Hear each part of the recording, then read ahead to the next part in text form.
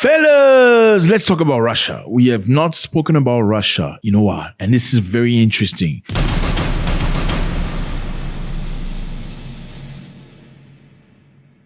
A bomb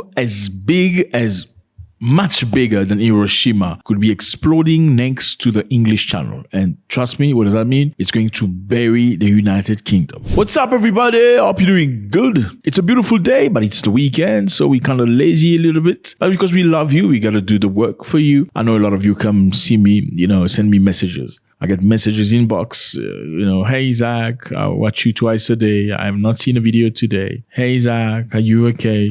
I appreciate that, really. It goes straight to my heart. But it's a lot of work. But I appreciate you. Thank you very much. Your first time, you're welcome. We don't know who we are. No, we know we are, but we don't know you, right? But welcome to the family. We talk about a lot of things here. We talk about Africa. We talk about the diaspora. We also talk about Russia and Ukraine and what's happening in America and everywhere else. Why? Because it is very important for us to have our own narrative. Okay, mainstream media will always pump you with their own whatever. They will try to make you think in a certain way. Yes, the Russians will also try to make you think in a certain way. So it's necessary as an intelligent person to take both versions of the story so you can pull your own conclusion, okay? So you don't get to hate these people just because these people say those people are bad, or hate those people because these people say they're bad. The bottom line is people rarely accuse themselves of doing wrong. They will always blame other people. So I think it's necessary that we understand where we're going. Now, we are talking about the United Kingdom. A Russian-operated ship has been carrying a lot of explosive, and it's floating very close to the Kent coast. That's very close to the United Kingdom. The ship is known as Ruby, but dubbed by some as the floating bomb. The floating bomb. Why is it called the floating bomb? So the ship that is Russian-owned apparently is carrying ammonium nitrate. And for those of you who don't know ammonium nitrate, this is a very important component for fertilizers, and this is very flammable. Ammonium nitrate is very easily exploded. So it can very quickly be turned into a bomb. Ammonium nitrate, let me give you a simple example. In Lebanon, for instance, there was a massive explosion that was triggered by ammonium nitrate. Look at that. You see that explosion? Well, that's a big explosion. Now, it can be much bigger. Okay, let me give you context. What does this represent, okay, as a danger for the UK people? The Hiroshima atomic bomb was about 15 kiloton of explosion. Okay, are we together? That's in Japan. The Nagasaki explosion was about 21 kiloton of explosion. Now, this boat is carrying about 22,000 tons. So that's about Nagasaki kind of explosion. So it is an atomic bomb floating on a boat. Do you get that? Now, why is the ship there? The boat apparently sustained damage to both its rudder and hull, and is carrying 7 times the amount of ammonium nitrate that causes the catastrophic explosion in Beirut.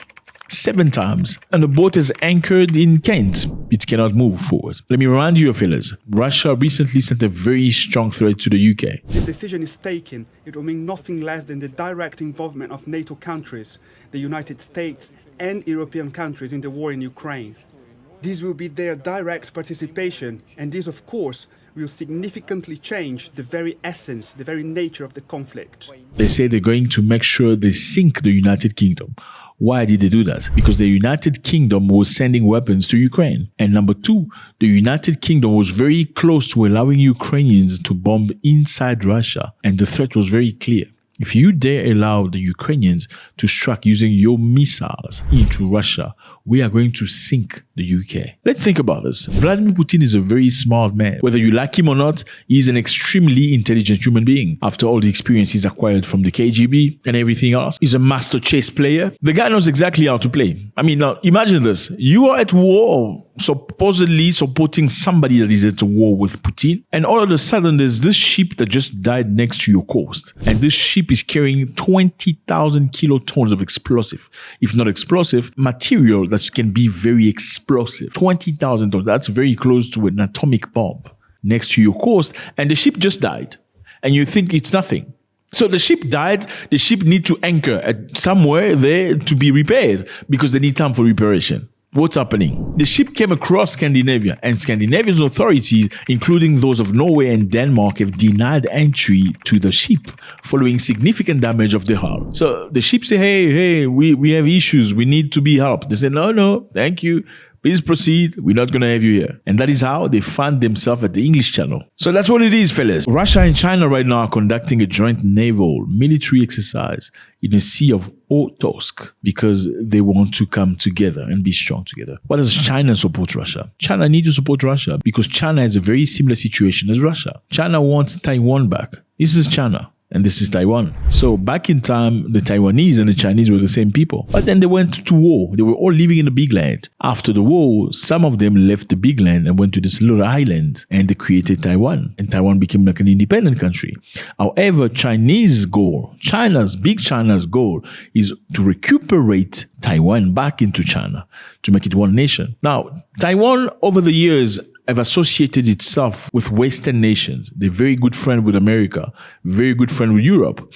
They've acquired weapons and many gifts and even the culture of Europeans. So the Chinese from China and the Taiwanese are very different culturally. Obviously, the West want to keep control over Taiwan so they can have a peek and look into China directly in case they have an issue. You know, they can just bomb China from Taiwan. Now, like I said earlier, China need to strengthen Russia because they know if they go for Russia and they drown Russia out of pressure, the next victim or the next enemy will be China. Therefore, it is imperative that they hold hand to hand and go together. Now, I want to know how you feel about this. We know NATO and their friends have their bombs all over the world, okay? They have bombs in Poland. They have bombs and missiles in Germany. Now, is it wrong that Russia can have its ship somewhere next to the United Kingdom since they're part of NATO and they have bombs and stuff? What do you think about this? Do you think this situation is just a mistake? You know, out of the blue, it just happened that a boat that's carrying products that represent 20,000 tons of explosive could just very roughly and by mistake be floating next to Britain? Or do you think it's a very strategical move? Thinking about the fact that Vladimir Putin is a very smart human being. Just think about it. He just died, you know, and floating and anchored. It's not going, it's anchored. Do you think this war in Ukraine is really just Ukraine against Russia? Do you really believe that? Why is everybody so engaged into fueling this war instead of bringing them together to sit down and have a talk? If they really want peace, why? Why can't they say, okay, sit down and discuss? What do you want? What do you want? Let's find a solution. Why are they sending so much money into weapons while there are hundreds of thousands of Americans that are homeless, sleeping outside? All these people are homeless. This is New York, fellas. This is underground New York. People have no health, no food, no household, but you're sending billions in war. What is the interest? Yes, because some people are making money out of selling weapons. The weapons that are selling to Ukraine, it's not for free. Ukraine has to pay for the weapons. And obviously, those people are big companies that supported politicians into getting into power. In the United States of America, unlike many other places in the world, let me give you a stupid example. A company that sells weapons like Lockheed Martin, like Raytheon, like Boeing, and many others will be willing to give millions of dollars to a politician who's looking to campaign as president, as governor, as senator, or many other things. Now, once this person is in power, what do you think he's going to do? He's going to make sure these companies make money. Now, how do these companies make money? If you sell weapons, do you want peace? If you make money through selling weapons? No, you don't want peace. You want as much war as possible. The more war is there, the more prolonged it is, the more benefits you make. And that's why many people don't like Donald Trump. And I know they made you believe he's a racist, he's misogynist. Okay, maybe he is, but he doesn't want war. So because he doesn't want war, nobody can tell him otherwise because he's already rich. He's got money. So he doesn't need money from any sponsors to help him become president because he needs no money from nobody. He can't be controlled. And that's the thing.